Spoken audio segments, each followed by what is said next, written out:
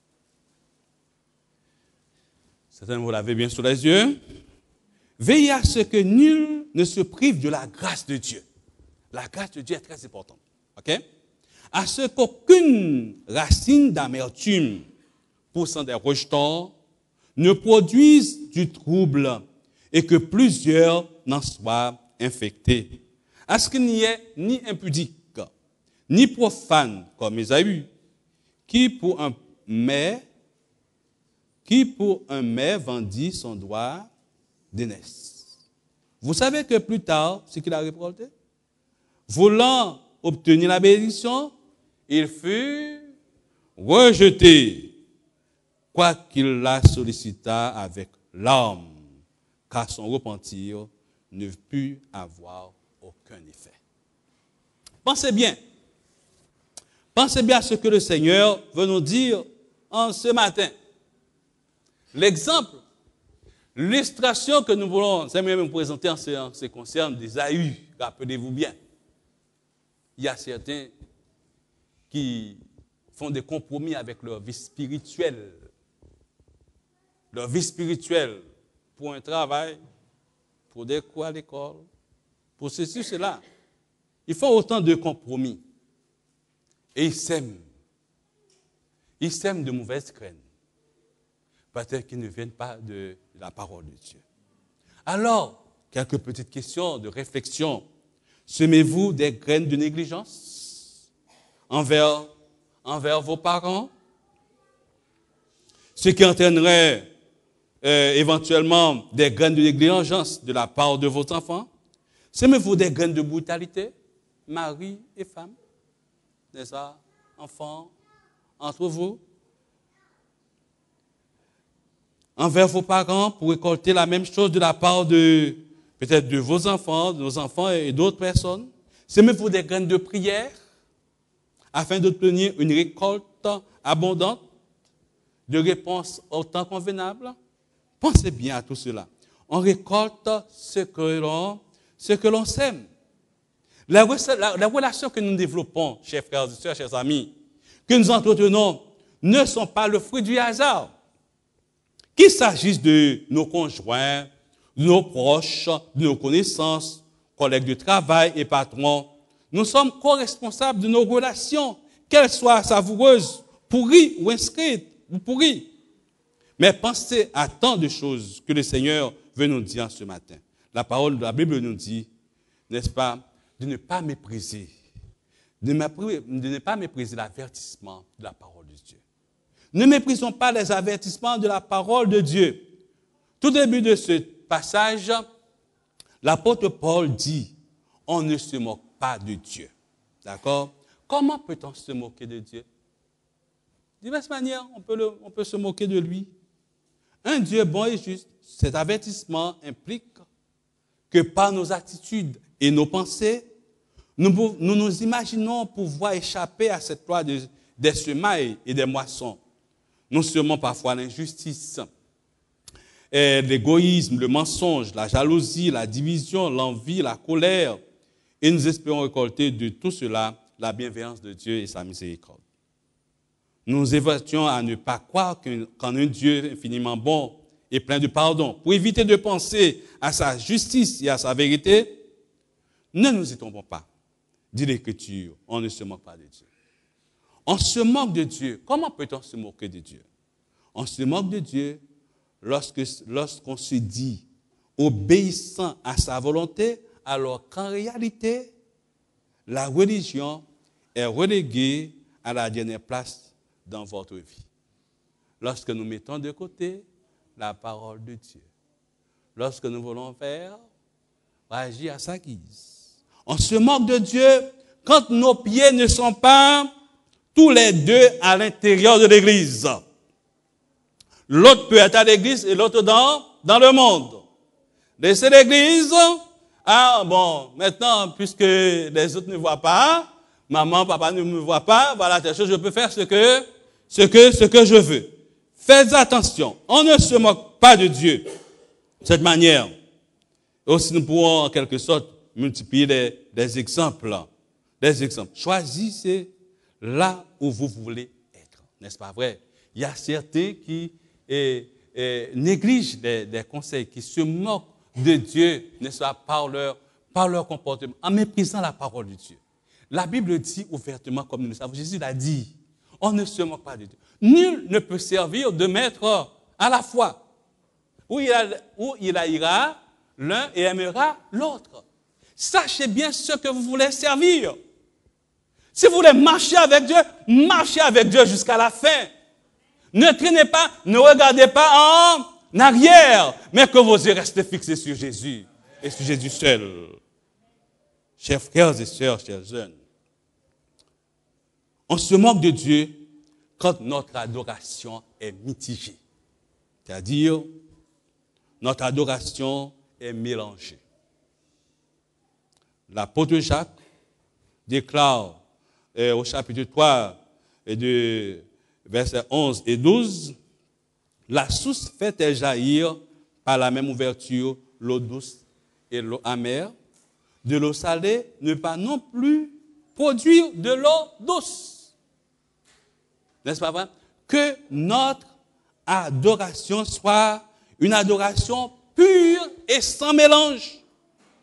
Nous pensons aussi à ceux qui ont semé leurs opinions et qui s'arrêtent sur des opinions, la philosophie, à ceux qui ravagent aussi notre jeunesse, notre génération, qui sont sapés par toutes sortes d'opinions. En conséquence, leur foi est mélangée. Et servir Dieu, je ne vois pas en quelque sorte la raison ou bien la nécessité. N'est-ce pas? Autant de questions qu'ils se posent, leur raisonnement, et qui ont récolté peut-être parfois des divisions et des sectes. Seule la semence pure et sans mélange de la parole de Dieu peut produire sa moisson naturelle de chrétiens. Ce qui nous divise parfois, comme je viens de le dire, ce n'est pas ce que la Bible enseigne, ce sont les doctrines, les opinions, les idées, les noms, les traditions et qui ont été greffées à la parole de Dieu au cours des siècles.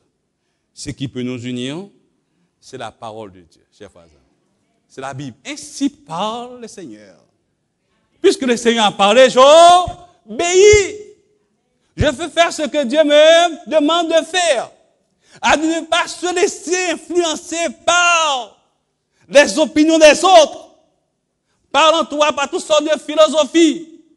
Mais de préférence, nous laisser diriger, conduire par l'Esprit de Dieu. Car celui qui sème pour l'Esprit moissonnera la vie éternelle, la vie éternelle. La Bible doit être notre seule règle, notre sola scriptura. N'est-ce pas? Notre seule règle, notre seul guide. Sans oublier les écrits de l'esprit de prophétie qui peuvent nous aider à mieux comprendre la parole de Dieu. Passer du temps avec Dieu dans la Bible, dans la lecture de la Bible, la parole de Dieu. On peut récolter beaucoup de choses parce que j'ai fait beaucoup d'expériences avec Dieu à ce sujet, chers frères et sœurs. En passant du temps avec Dieu dans sa parole. Ensuite, on se moque de Dieu qu'on fait passer aussi, comme nous l'avons déjà avancé, au sujet, n'est-ce pas, de certaines relations, n'est-ce pas, qui ne sont pas en harmonie avec la volonté de Dieu. Ne vous y trompez pas. On ne se moque pas de Dieu. Ce qu'on homme aura semé, il le moissonnera aussi. On se moque de Dieu lorsque notre suffisance nous fait dire « Je n'ai rien fait de répréhensible. Je n'ai rien fait de mal à personne. Je n'ai pas tué. Je n'ai pas volé. » Comme si nous devrions être jugés que d'après les choses que nous n'avons pas commises. Ce qu'un homme aura semé, il le moissonnera aussi. Ne nous lassons pas de faire le bien, nous dit la parole de Dieu. Je vais bien m'arrêter et dire la parole de Dieu, n'est-ce pas? Car nous moissonnerons au temps convenable si nous ne relâchons pas. Dans le monde physique, il y a toujours une période de temps entre les semailles et récoltes. Mais pensez bien à tant de choses, chers frères et sœurs, que le Seigneur veut bien nous exhorter ce matin. Rappelez-vous bien, nous avons accepté Jésus comme notre sauveur personnel. nous avons accepté sa parole de vérité.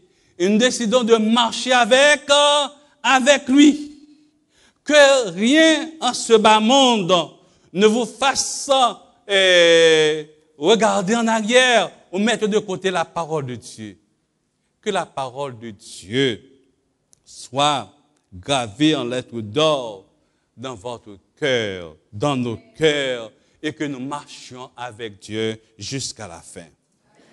Puissions-nous, par la grâce de Dieu, chers frères et sœurs, de continuer à semer de bonnes graines, n'est-ce pas vrai? Graines la parole de Dieu, ce qui est bien, ce qui est agréable, ce qui est parfait. Ainsi qu'au retour de Jésus, nous récolterons, n'est-ce pas quoi, la vie éternelle? La vie éternelle. Frères et sœurs bien-aimés, marchons avec Dieu, la main dans la main, le cœur dans le cœur. Nous sommes tous cheminants avec Dieu vers le royaume éternel. Et quand Jésus-Christ reviendra, que nous soyons tous du nombre avec lui et de vivre avec lui pour le temps et l'éternité. Que le Seigneur vous bénisse tous.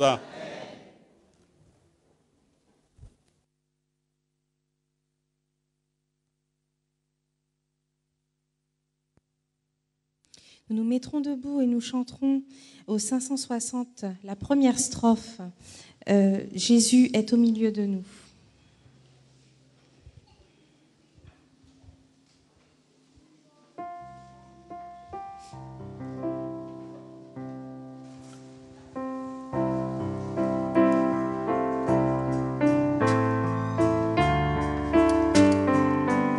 Ensemble.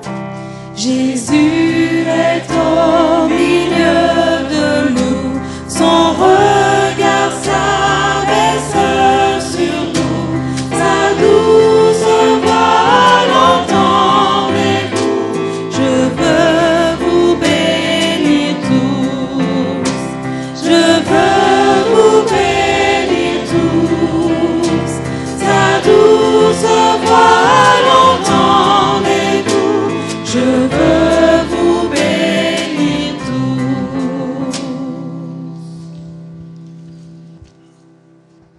Notre Seigneur et notre Dieu, que tu sois remercié de nous avoir parlé en ce matin. Tu nous as fait une invitation noble, celle de semer, de continuer à semer la bonne semence. Car à ton retour, nous récolterons la vie éternelle. Merci pour ta parole. Que ta parole produise en nous, Seigneur, beaucoup de fruits. Et que nous puissions, par ta grâce, vivre de cette parole. Et que nos fruits puissent servir aux autres à te connaître, à mieux te connaître et se préparer pour le grand jour de ton avènement. Daigne dans ta grâce divine bénir cette assemblée, ton église, ton peuple ici à Pierre Fitz. Que tu sois autant de Père Céleste avec les jeunes, avec les adultes, les dirigeants. Que tu sois avec le corps pastoral, le pasteur. Bénis-le ainsi que les membres de sa famille. Que tu sois avec chacun de nous. Alors que le moment est venu pour nous, Seigneur, de vider ces lieux et rentrer dans nos demeures respectives. Veuille de ta grâce infinie ouvrir les écluses des cieux et de nous bénir tous. Et que la paix de Christ reste et demeure dans notre cœur jusqu'à son retour au nom de Jésus pour sa gloire. Amen. Alléluia.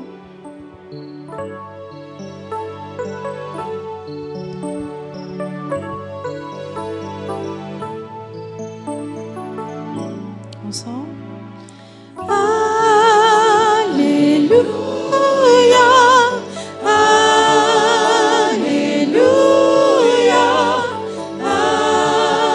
Alléluia pour le roi des rois.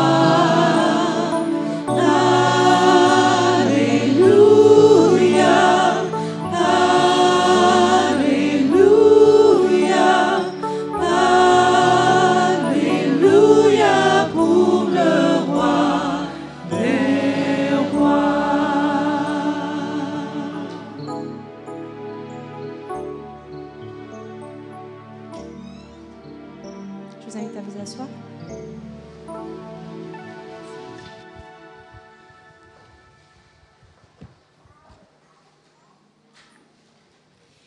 Alors que les diacres et les diaconesses vous montreront la sortie, nous chanterons « Combien Dieu est grand ?» encore une fois, afin de le remercier d'être dans nos vies et d'accomplir ses bienfaits.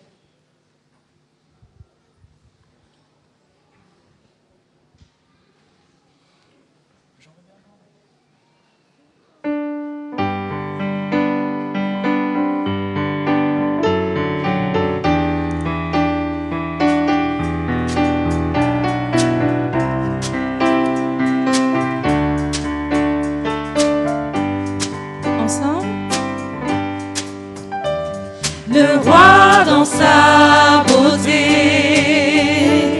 vêtu de majesté, la terre est dans la joie, la terre est dans la joie. Sa gloire resplendit,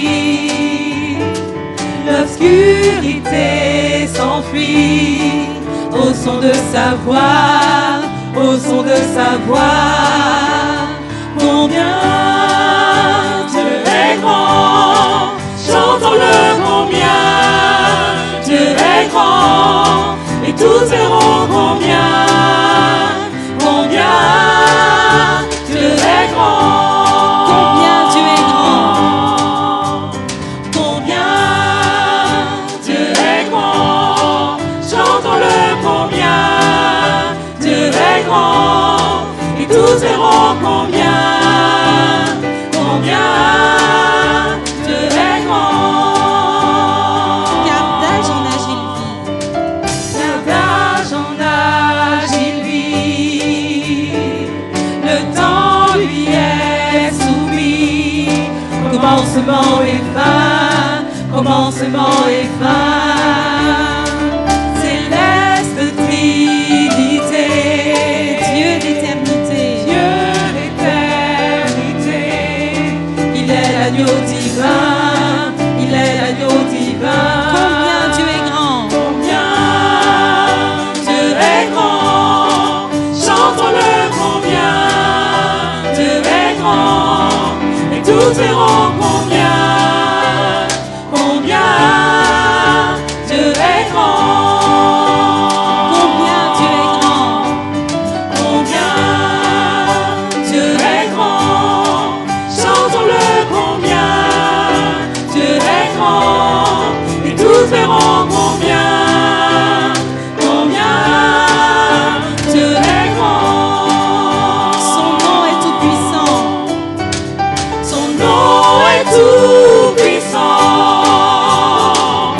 digne de louange.